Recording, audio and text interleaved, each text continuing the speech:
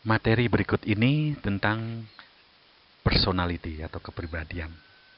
Itu untuk memahami orang lain dengan cara memahami diri kita sendiri.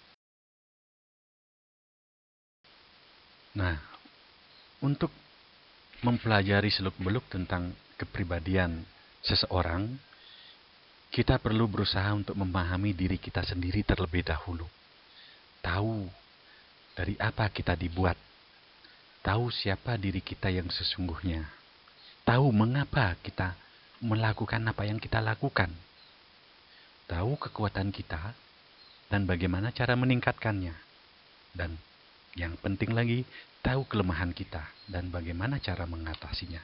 Ini nanti kita akan kupas di dalam asesmen tentang personality. Kepribadian seseorang itu dimulai dari lahir, bahkan sebelum lahir masih dalam kandungan, kemudian lahir, berkembang. Dalam perkembangannya ini tentu tidak akan ada yang sama satu sama lainnya. Meskipun mereka adalah orang kembar, dalam perkembangannya ini tidak akan sama. Nah, inilah yang mencirikan atau menjadi ciri-ciri unik dari seseorang yang disebut sebagai kepribadian. Kepribadian itu menurut Gordon adalah suatu organisasi yang dinamis dari sistem psikofisik individu yang menentukan tingkah laku dan pemikiran individu secara khas. Dinamis artinya selama individu itu masih bertambah pengetahuannya dan mau belajar, serta menambah pengalaman dan keterampilannya, mereka akan semakin matang dan mantap kepribadiannya. Dan ini disebut istilahnya semakin dewasa dan semakin bijaksana. Meskipun kepribadian manusia itu berbeda-beda atau tidak ada yang sama, namun dikelompokkan atau digolongkan, dapat digolongkan berdasarkan dua aspek, yaitu dari aspek biologis dan dari aspek psikologis. Berdasarkan aspek biologis, Hippocrates mengkelompokkan kepribadian seseorang itu berdasarkan 4 kelompok yang dipengaruhi oleh cairan empedu. Kelompok empedu kuning itu disebut sebagai orang koleris, empedu hitam disebut orangnya melankolis, cairan lendir yang dominan disebut sebagai orang flegmatis, dan kalau darah yang dominan disebut sebagai sanguinis. Sedangkan berdasarkan aspek psikologis itu Carl Gustav Jung mengelompokkan manusia itu menjadi 2 kelompok besar, yaitu kelompok introvert dan kelompok ekstrovert. Sedangkan Marston dengan asesmen DISC-nya mengelompokkan kepribadian seseorang itu berdasarkan 2 kutub yang berbeda. Nah, selanjutnya kita atau saya akan bahas tentang teori asesmen DISC dari Marston.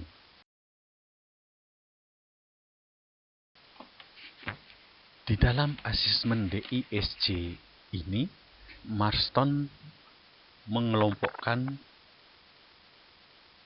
kepribadian atau karakter seseorang itu berdasarkan 2 kutub yang berbeda.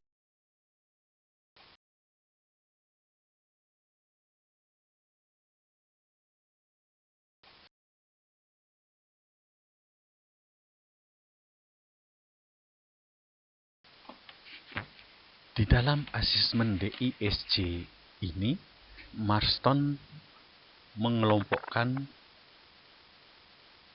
kepribadian atau karakter seseorang itu berdasarkan 2 kutub yang berbeda. Kutub yang menginginkan serba cepat dan kutub yang menginginkan pelan-pelan saja. Kemudian ada 2 kutub yang berbeda satu lagi, yaitu kutub yang berorientasi pada tugas dan kutub yang berorientasi kepada pupil atau teman-teman. Nah, dan di dalam pengelompokan ini dikenal dengan istilah D, itu adalah orang dominan atau kolerik yang menginginkan serba cepat. Sedangkan I adalah kutub influence atau sanguin yang orientasinya hanya pada teman saja. Inginkan selalu rame, nggak ada lu nggak rame. Kemudian dua kutub yang lain, yaitu kutub S, steadiness, orang yang pragmatis, yang pelan, santai saja, ya, tidak mau rasa gerusu. Nah, kemudian kutub yang compliant, melankolis, adalah kutub atau seseorang yang pencari fakta. Ya, kalau dia disuguhkan sesuatu tanpa dasar yang jelas, dia tidak akan mau menerima pendapat kita. Nah, di sini nanti seninya kita berkomunikasi atau mempengaruhi orang lain apabila kita mampu melihat kutub-kutub ini, maka kita akan mampu untuk berkomunikasi dengan baik meskipun mereka memiliki profil personal yang berbeda-beda. Nah, kita akan lihat ciri-ciri dari setiap kutub ini. Kutub dominan atau kolerik itu adalah orang yang dinamis, bertindak dan merespon tantangan secara cepat dengan penyelesaian yang praktis. Jadi kecenderungan preferensi perilaku orang kolerik ini adalah yang pertama, mementingkan hasil seketika, bertindak dengan cepat, menerima tantangan, jadi suka tantangan dia, membuat keputusan dengan cepat, tidak mudah menerima keadaan status quo, ya, tidak mau menerima begitu-begitu saja, gitu. Ingin sesuatu yang dinamis, ya. Dia senang mengambil wewenang, senang mengelola permasalahan yang terjadi, dan mampu memecahkan masalah. Ini ciri orang dominan atau kolerik. Dia juga menghendaki kekuasaan dan wewenang, menghendaki prestis dan tantangan, menghendaki kesempatan untuk pencapaian individual.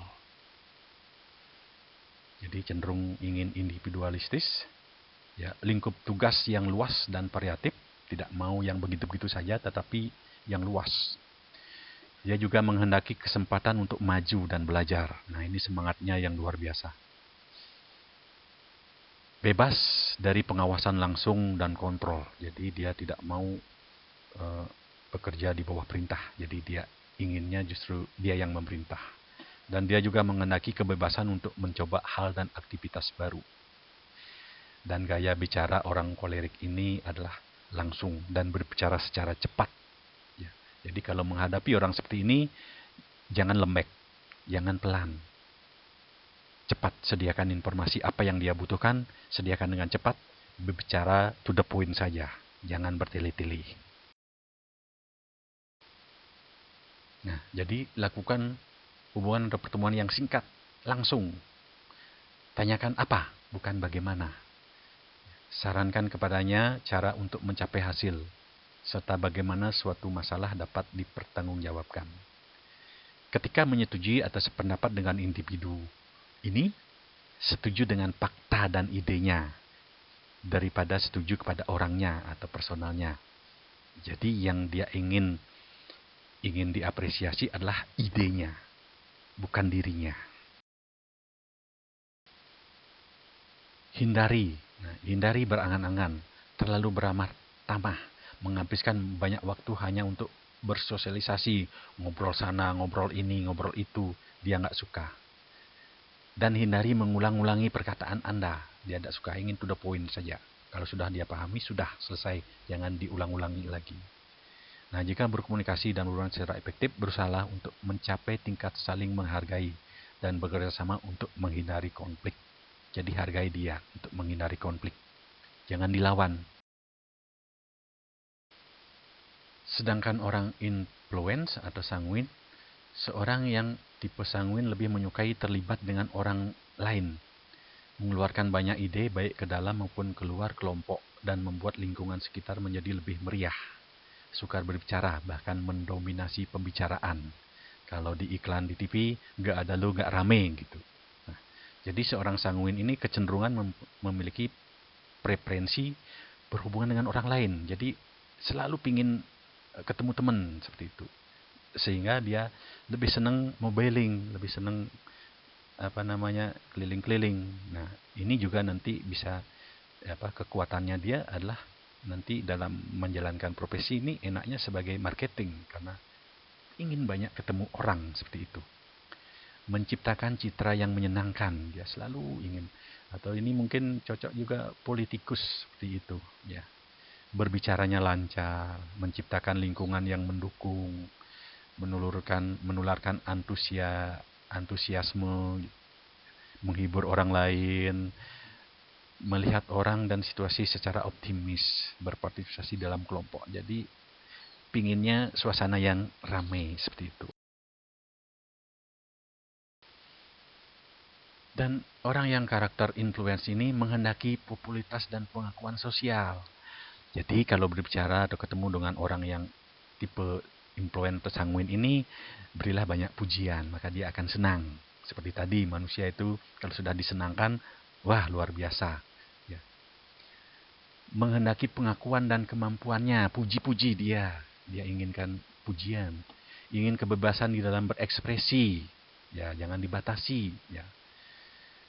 Menginginkan kelompok sosial di luar pekerjaannya, dia ingin suka kalau diajak arisan ini suka dia.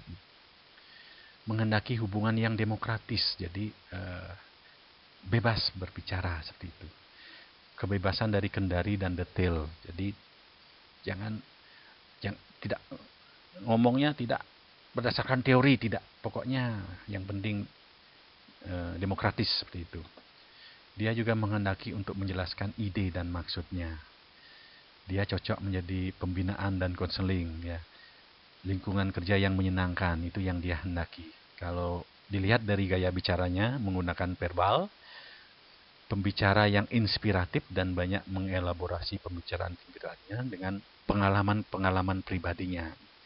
Dan dia cenderung memberikan komentar atau opini terhadap orang lain. Jadi kalau dia memberikan komentar kepada Anda, ya terima saja.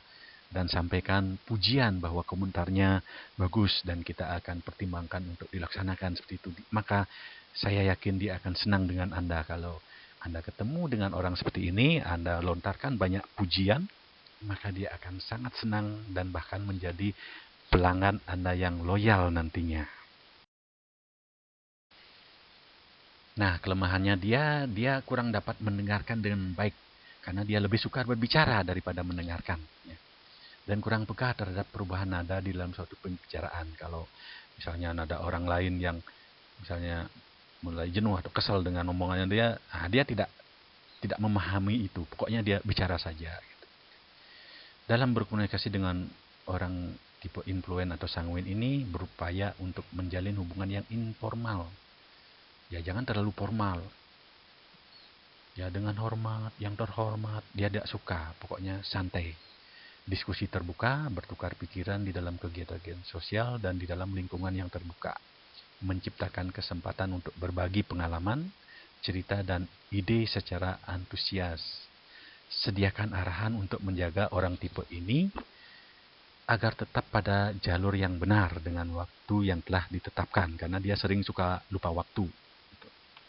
Sadari bahwa orang dengan tipe ini mungkin kesulitan di dalam menerima umpan balik negatif. Jadi kalau dia dikritik, dia tidak akan senang seperti itu. Walaupun secara umum orang semua tidak senang dikritik negatif seperti itu. Namun ini lebih peka, ya. Pastikan bahwa keseriusan diskusi dapat ditangkap oleh orang dengan tipe ini. Nah, untuk meningkatkan hubungan atau kerjasama dengan orang tipe influence ini, lakukanlah. Pertama, beri kesempatan kepada dia untuk mengungkapkan ide dan intuisinya. Dan bantu orang influence ini dalam mengembangkan cara untuk mewujudkan perkataan menjadi tindakan. Yang kedua, bangun suatu hubungan yang partisipatif dan ciptakan sesuatu insentif sosial ketika orang dominan influenza ini sedang mengerjakan tugasnya. Jadi beri pujian seperti itu. Berikan waktu untuk berpikir, jangan didesak karena dia memang tidak mau cepat, ya. Dia perlu waktu untuk berpikir dan berikan cara mengadakan aktivitas-aktivitas sosial. Hindari menghilangkan waktu ramah tamah atau bersosialisasi, berbicara secara terus-menerus atau mendominasi pembicaraan, menginterupsi, memberitahu apa yang harus dia lakukan. Karena apa? Seperti tadi, dia lebih senang berbicara dibandingkan dengan mendengar. Jadi, kita hindari untuk menginterupsi apa yang atau pada selagi dia berbicara. Kemudian seorang steadiness atau phlegmatis, orang yang tenang, suka bergaul, dan tidak pernah marah, menyukai sesuatu yang terprediksi dan terukur. Jadi dia menyukai sesuatu yang jelas, ya. Dan dia akan memastikan segala sesuatu dikerjakan secara sistematis dan membuat kelompok menjadi hangat dan stabil. Jadi orang yang phlegmatis ini kecenderungan preferensinya atau preferensi pelakunya adalah konsisten dan terprediksi. Sabar, mengembangkan keahlian yang terspesialisasi, senang membantu rekan kerja, dan loyal. Menjadi pendengar yang baik. Dia juga menjadi penenang suasana. Dia menciptakan lingkungan kerja yang stabil dan harmonis. Orang dengan karakter steadiness atau phlegmatis ini kecenderungannya menghendaki mempertahankan status quo. Kecuali ada alasan kuat untuk berubah. Jadi dia tidak bisa berubah dengan cepat. Menghendaki rutinitas. Jadi kalau ada pekerjaan-pekerjaan kantor yang sangat rutin itu sangat cocok orang seperti ini. Menghendaki pujian atas pencapaian tugasnya. Jadi perlu juga dia pujian. Pekerjaan tidak mencampuri kehidupan pribadinya. Jadi dia bisa membedakan mana urusan pekerjaan dan mana urusan pribadi. Dia menghendaki pujian yang tulus. Dia menghendaki menjadi anggota kelompok. Dia menghendaki standar operating procedure. Jadi kalau dia diperintahkan untuk melakukan sesuatu, berikan dia standar operasionalnya. Apa yang harus dia lakukan, apa yang boleh, apa yang tidak. Kalau Anda bisa memberikan standar operasi yang seperti itu, maka dia akan senang melakukannya. Dan juga dia menghendaki lingkungan yang tenang. Di dalam berkomunikasi, ya, mengetahui bahwa ia adalah tipe orang yang pendiam dan cenderung tidak memulai pembicaraan. Jadi kalau mau komunikasi, dia harus kita yang memulai, karena dia adalah karakternya pendiam. Kita harus menyediakan kesempatan untuk berdiskusi secara informal dan berikan informasi secara logis dan berikan kesempatan untuk bertanya.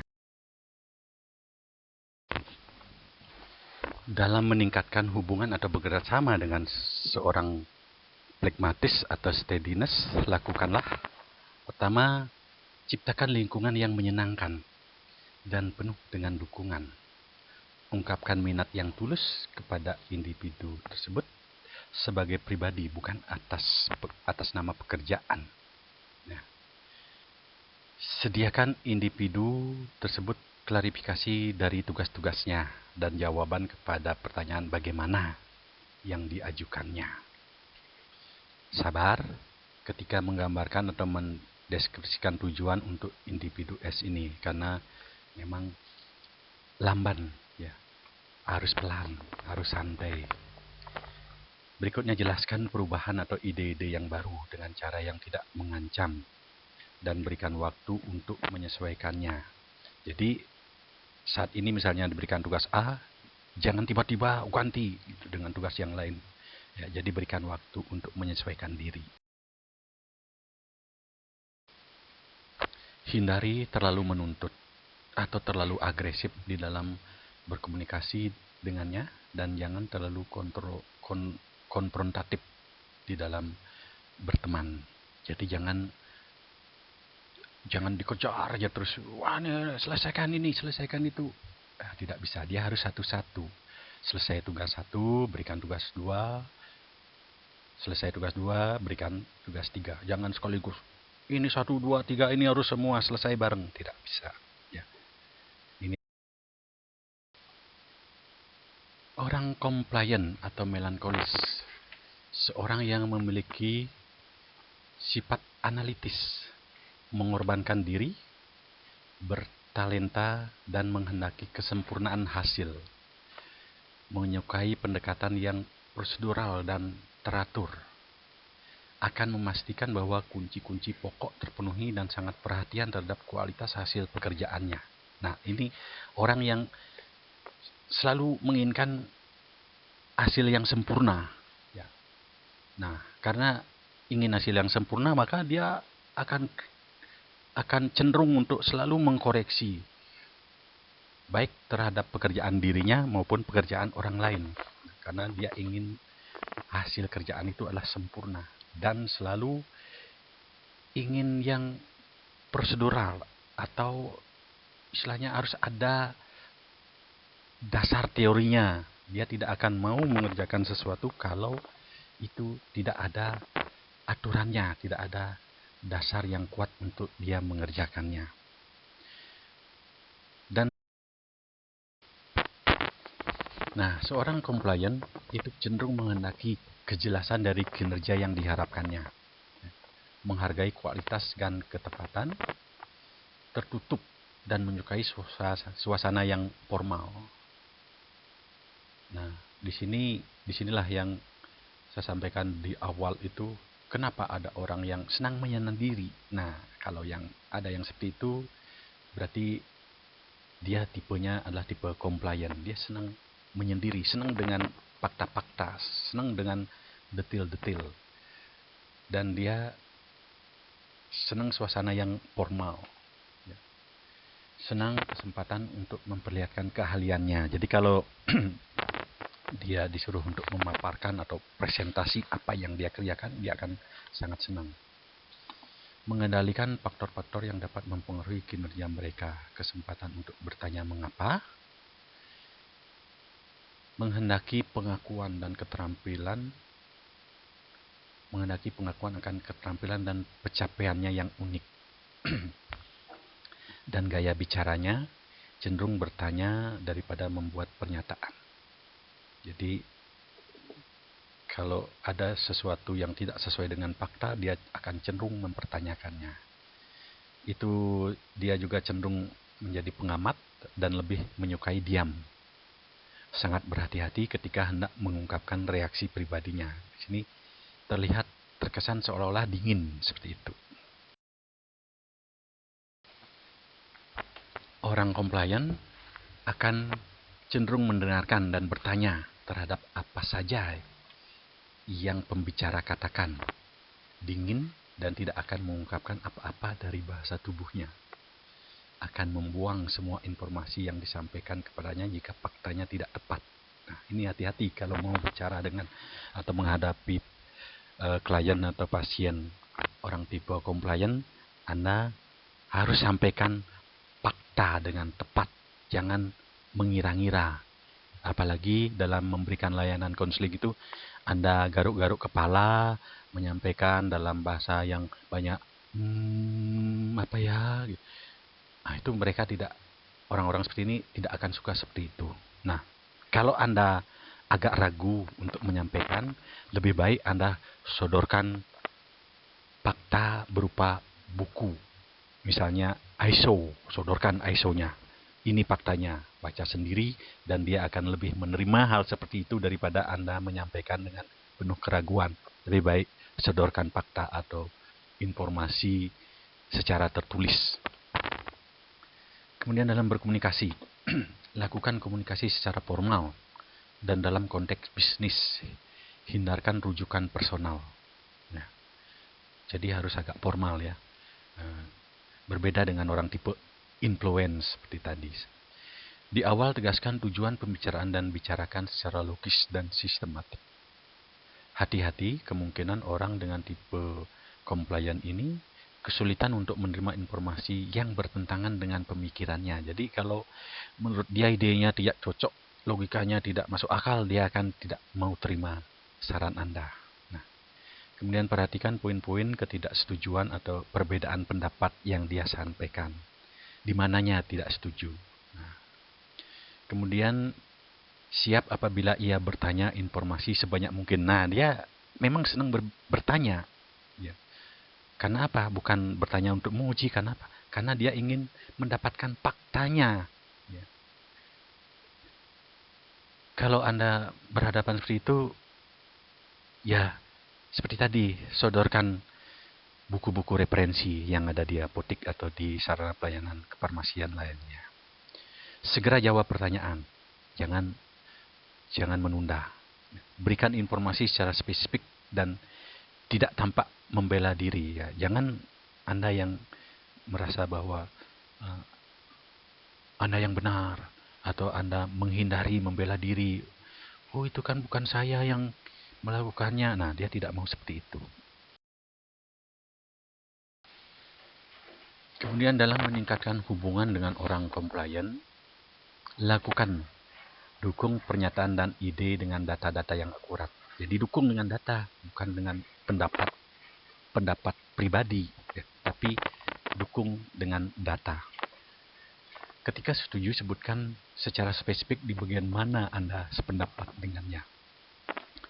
Demikian juga ketika tidak setuju, ungkapkan dengan fakta-fakta yang mendukung ketidaksetujuan Anda daripada sekedar menggunakan insting untuk mengatakan tidak setuju atau bukan tidak setuju secara personal. Itu dia tidak mau dibantah kalau Anda tidak bisa menyodorkan fakta. Dan kalau Anda bisa menyodorkan fakta, dia akan sangat menghormati Anda. Memang itu senangnya orang komplain ini. Dan hindari menolak untuk penjelasan detail. Ya. Hindari menjawab pertanyaan secara umum atau samar. Dia menginginkan jawaban yang tegas. Sebagai individu seperti apa yang baik? Mari kita berusaha menjadi individu atau orang yang selalu berpikir sebagai orang komplain yang sempurna, bertindak sebagai orang influence atau sanguin yang populer, bekerja sebagai seorang dominan atau koleris yang kuat, dan hiduplah sebagai seorang steadiness atau pragmatis yang damai.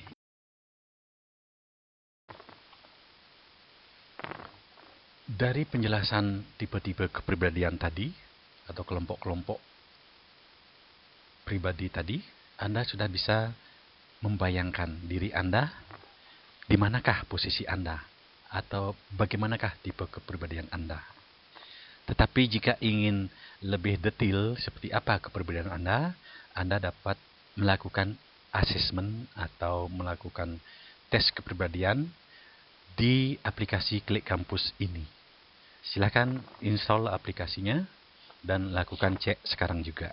Dan tentukan karir yang sesuai untuk kepribadian Anda. Terima kasih, sampai berjumpa.